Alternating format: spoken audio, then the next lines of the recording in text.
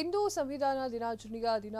ಹೀಗಾಗಿ ಎಲ್ಲೆಡೆ ಸಂವಿಧಾನ ದಿನಾಚರಣೆಯನ್ನು ಅದ್ದೂರಿಯಾಗಿ ಆಚರಣೆ ಮಾಡಲಾಯಿತು. ಬೆಂಗಳೂರಿನ ದಕ್ಷಿಣ ಎಸಿ ಕಚೇರಿಯಲ್ಲಿ ಸಂವಿಧಾನದ ದಿನ ಆಚರಣೆ ಮಾಡಲಾಯಿತು. ದಕ್ಷಿಣ ಎಸಿ ವಿಶ್ವನಾಥ್ ಎಸಿ ಅವರು ಕೋರ್ಟ್ ಆರಂಭಕ್ಕೂ ಮುನ್ನ ಪ್ರತಿಜ್ಞಾ ಬೋಧನೆಯನ್ನ ಮಾಡಿದ್ರು. ಬಳಿಕ ಎಂದಿನಂತೆ ಎಸಿ ಕೋರ್ಟ್ ಕಲಾಪ ಏನಿದೆ ಅದನ್ನು ಆರಂಭ ಮಾಡಿದ್ರು.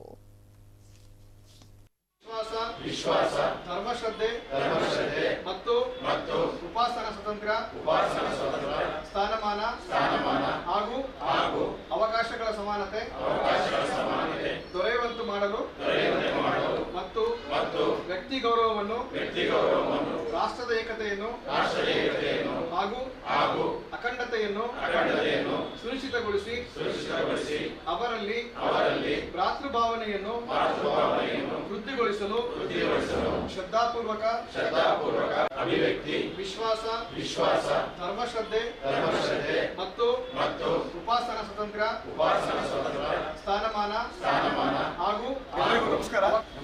ಈ ದಿವಸ ನಮಗೆಲ್ಲ ಗೊತ್ತಿರೋ ಹಾಗೆ ಸಂವಿಧಾನ ಸಮರ್ಪಣಾ ದಿವಸ ಅಂತೇಳಿ ಆಚರಣೆ ಮಾಡ್ತೀವಿ. 1949 ನವೆಂಬರ್ 26ರಂದು ಏನು ಸಂವಿಧಾನ ರಚನಾ ಸಮಿತಿಯವರು ನಮ್ಮ ದೇಶಕ್ಕಾಗಿ ಒಂದು ಸಂವಿಧಾನವನ್ನು ರಚನೆ ಮಾಡಿ ಅದನ್ನು ನಮಗೆಲ್ಲ ಅರ್ಪಿಸಿದ್ದಾರೆ. ಅದರ ನೆನಪಿಗಾಗಿ ಇಡೀ ದೇಶದಾದ್ಯಂತ ನಾವು ಇದನ್ನು ಆಚರಣೆ ಮಾಡ್ತಾ ಇದ್ದು, ನಮ್ಮ ಎಸಿ ಕಚೇರಿಯಲ್ಲೂ ಕೂಡ ಅದನ್ನು ತಮ್ಮೆಲ್ಲರ ಸಂರಕ್ಷಣೆಯಲ್ಲಿ ಮಾಡ್ತಕ್ಕಂಥದ್ದು ಭಾಳ ಖುಷಿ ಆಗ್ತದೆ. ನಿಜವಾಗ್ಲೂ ಅರ್ಥಪೂರ್ಣವಾಗಿ ಮಾಡಬೇಕಾಗಿರೋದು ನ್ಯಾಯಾಲಯಗಳಲ್ಲಿ ಈ ಥರ ಪ್ರಕರಣಗಳಲ್ಲಿ ಮಾಡಿದಾಗ ಅದು ಇನ್ನೂ ಒಳ್ಳೆಯ ಸಂದೇಶವನ್ನು ಕೊಡುತ್ತೆ ಅನ್ನೋ ಭಾವನೆ ಮಾಡ್ತಾ ಇದ್ದೀನಿ. ಇದೀಗ ನನ್ನ ಪ್ರಸ್ತಾವನೆಯನ್ನು ಹೇಳ್ತೇನೆ. ನನ್ನ ಜೊತೆ ಎಲ್ಲರೂ ಕೂಡ ಕೈ ಜೋಡಿಸ್ಬೇಕು ಅಂತ. ಭಾರತದ ಪ್ರಜೆಗಳಾದ ನಾವು